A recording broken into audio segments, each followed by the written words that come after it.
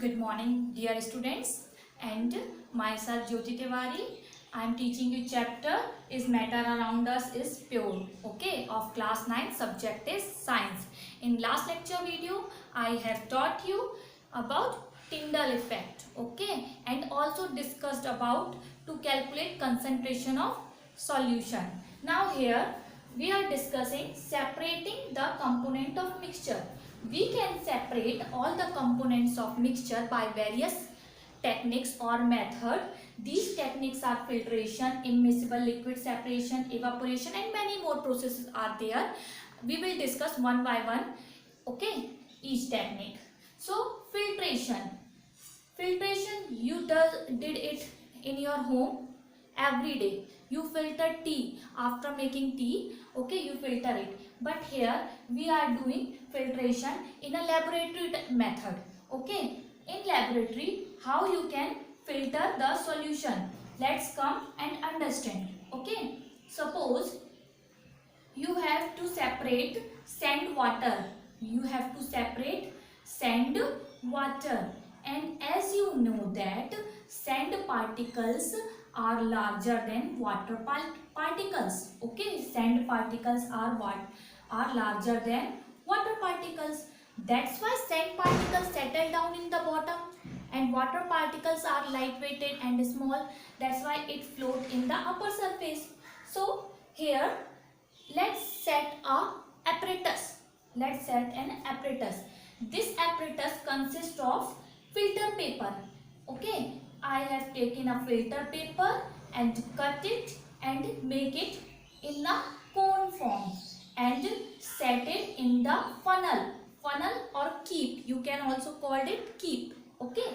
So I have set filter paper in the funnel, and in this funnel I pour sand water solution gradually, and when I pour sand water here, then sand particles due to of large size stuck here, and water particles goes down in the test tube, okay. So in this way I can separate here sand from water, okay. And you can also separate chalk powder from water by this method, and many more solution can be filtered by this method. It is very easy and common method.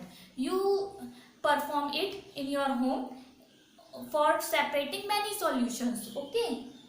So immiscible liquid separation. How we can separate immiscible liquid? Let's understand what is immiscible at first.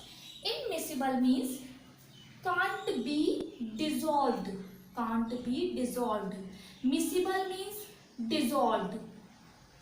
Miscible means dissolved, and immiscible means can't dissolved.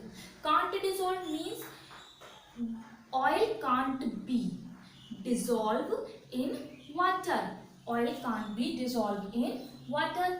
You have seen that in water, whenever there is oil by mistake mixed, so oil droplets appear on the water surface. Oil droplets appear on the water surface.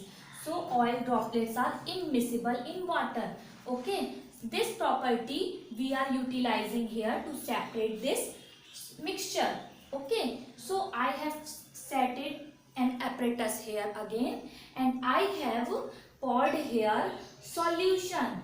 I have poured here solution, water and kerosene oil mixed, and allow it to stay undisturbed for some time. Allow it to stay undisturbed for some time. After some time we observe that kerosene oil get accumulate as a droplet in the upper surface, and water due to immiscible property get localized in the bottom side.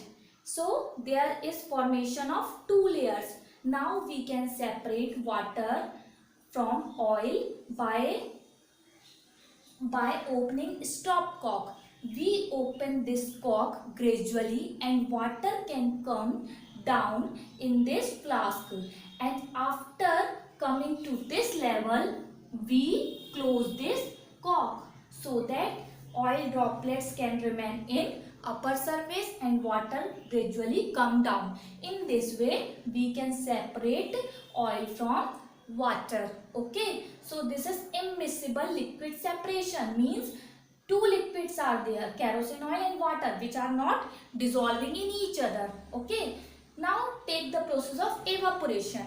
It is also a very common method to separate things by evaporation method.